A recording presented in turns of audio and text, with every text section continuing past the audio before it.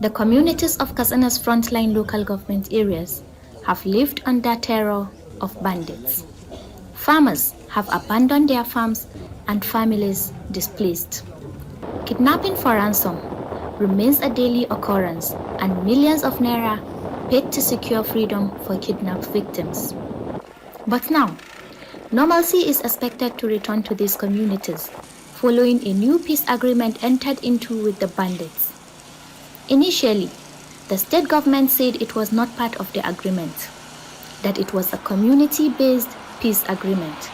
Later, the government admitted that it was ready to negotiate with the bandits.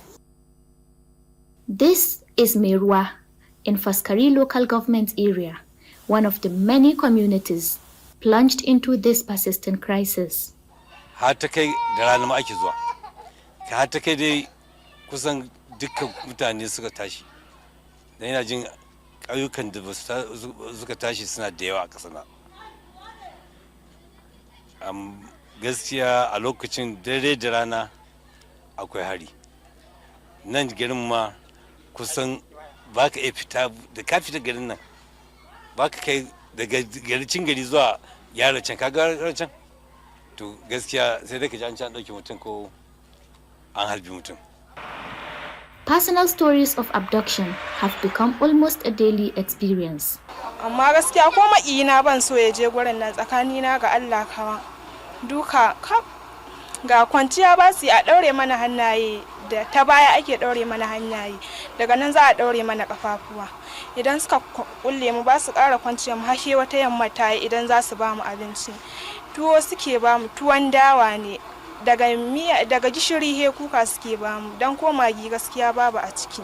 Wani lokaci muna zaune gindin masallaci sai aka ce mu ga barayi sun fito.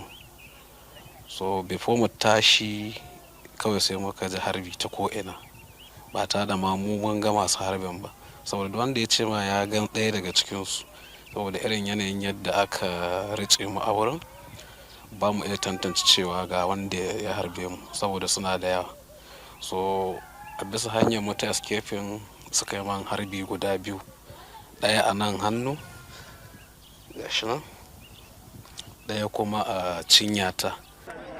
The financial and psychological toll of this event has crippled these communities. Ni na shiga hannunsu haso biyu. Na shiga hannunsu ɗauka na farko wanda tun hawan Buhari na farko an ɗauke ni sai da aka yi miliyan 2.5 na gane gida. Na zo wannan tenuwar ta ƙarshe ta wannan masari ita ma an ɗauke ni sai da aka yi miliyan 5.5 na gane gidana. To understand this conflict, one must look back. For generations, the Hausa farming communities and the Fulani herders lived side by side peacefully. But climate change, population growth, and competition over dwindling fertile land and water resources gradually began to fuel tensions. However, what started as clashes over resources was brutally exploited by criminal elements. Grievances were weaponized, self-defense groups morphed into criminal gangs, retaliatory attacks spiraled into a full-blown crisis of banditry, leading to the killing of thousands, the destruction of properties, and millions displaced from their homes. Bahilla ce da Bahaushe zaman lahiya aka zo aka hada mu hituna saboda mi bahilla ce yana da shanu muna noma muna zaman lahiya to an zo an hada mu hada ina noma ina kiwo mu da mu muke takama da shi arewa. The government's response often involved military deployment, which provided temporary relief but failed to address the root causes. Previous amnesty programs collapsed, leaving communities skeptical of any new peace deal. This current agreement is being hailed by many. It was brokered locally. The government claimed the bandits reached out for the peace deal, while locals, out of exhaustion, are left with no option. There have been troubling reports indicating a shift in the bandits' activities. The bandits appear to have redirected their attacks toward the remaining communities that did not sign the peace agreement. Notably, the communities of Kankia and Charanchi local government areas are now bearing the brunt of these renewed hostilities. But this very agreement is a source of deep anger and suspicion for others.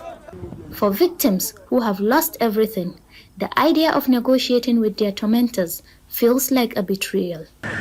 This skepticism is fueled by bold acts of provocation. The bandits' argument, as relayed by community leaders, is that they were victimized and should be allowed to reconcile locally. But without disarmament, the threat remains. Ni a ɗan hasashe na a tunanina suna ganin kamar irin lokacin siyasa ya zo da sauransu za su yi amfani da wannan damar saboda su te su yi al'amuran siyasansu da sauransu ba tare da wani abin nan ba. For now, the farms of Meruwa, Damusa, Dutsenma, Kurfi and Birchi are accessible again. The markets are open and normal daily life restored for many. With this peace agreement, the people are caught between the trauma of the past and an uncertain future. But whether the peace turns out to be a lasting one depends on whether their leaders can move beyond disagreements and build a peace that takes into account justice, disarmament, and genuine reconciliation for all. In Katsina, for News Central, Rukayyah Jibia.